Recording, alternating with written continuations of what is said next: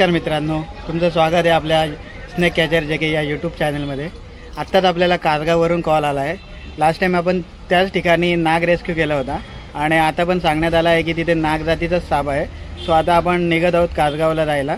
सो बघूया तिथे गेल्यावरती कोणता साप रेस्क्यू करता येतोय।